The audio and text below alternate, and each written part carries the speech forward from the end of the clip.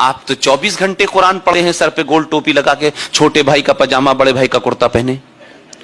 आप तो अल्लाह से डेली बात करते हैं, और आपके यहां तो अल्लाह के भेजे हुए मुसाफिर एक हैदराबाद में है, एक रामपुर में है, चारों तरफ घूम रहे हैं, दिन भर घूमते हैं।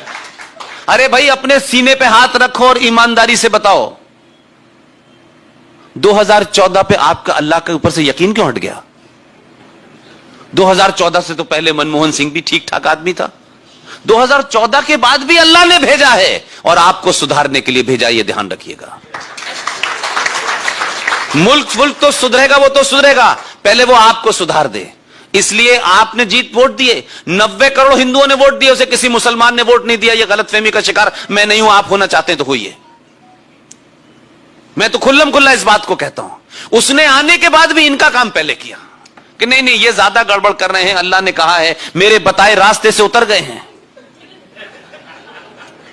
उन्होंने फरमाया है कुरान मजीद के अंदर कि जिन लोगों का अल्लाह पे ईमान है, जिनका मुसल्लत ईमान है, जिनका कंप्लीट ईमान है, जो अल्लाह के बताए रास्ते पे चलेंगे, अल्लाह फरमा रहे हैं उसमें, उन्होंने कहा कि मैंने तुम्हारे लिए सब कुछ दिया है, एवरीथिंग, लेकिन मैंने तुम्हें जिंदगी जीने के लिए कुछ रास्ते बताए हैं।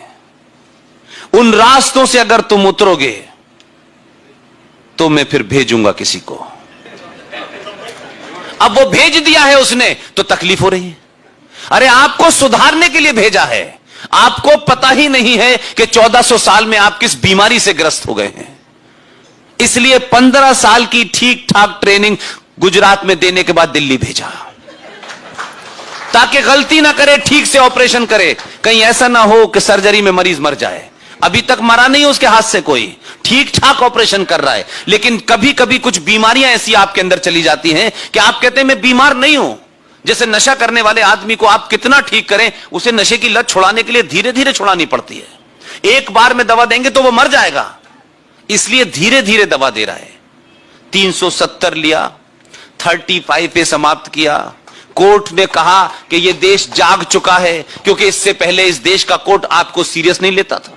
इस देश के कोर्ट की समस्या यह थी कि जैसे इस देश के इंस्टीट्यूशन दंगाइयों से, जिहादियों से डरे होते थे, इसीलिए सुप्रीम कोर्ट भी फैसला देने से पहले डरती थी।